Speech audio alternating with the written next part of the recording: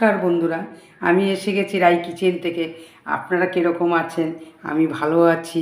আজকে একটা ডিমের একটা রেসিপি করে দেখাবো আপনাদের, রেস্টুরেন্টের মতো। সমস্ত মানে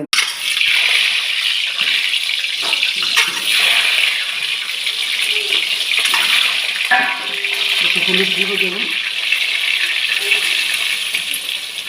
একটু কালার লঙ্কা দেবো ডিমটা।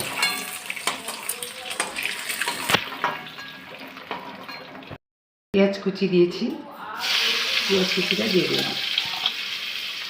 পেঁয়াজ কুচিটা ভালো করে একটু ভেজে নেব, পেঁয়াজ কুচিটা।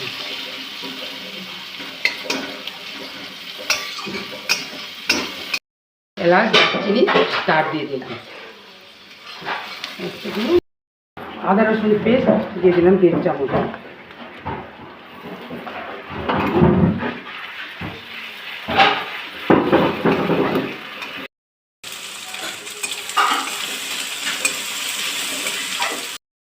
এটা হচ্ছে লঙ্কার গুঁড়ো, দইয়ের মধ্যে একটু লঙ্কার গুঁড়ো, কালার লঙ্কার গুঁড়ো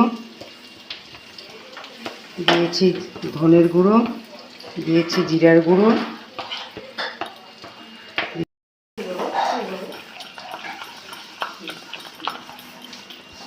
2 চামচ দই দিয়েছি,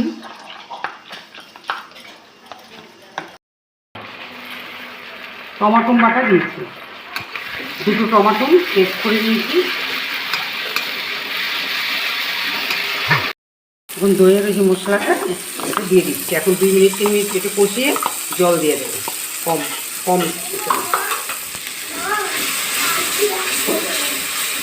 নিয়ে নামানোর আগে নুন দিয়ে 1 মিনিট একটু ফুটিয়ে তারপর গরম মশলা দিয়ে নামিয়ে দেবো।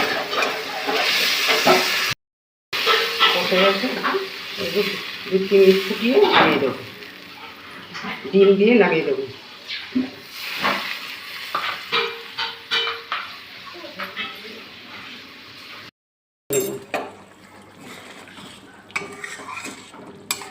গরম মশলা গুঁড়োটা দিয়ে দিয়েছি, এখন নামিয়ে নেব।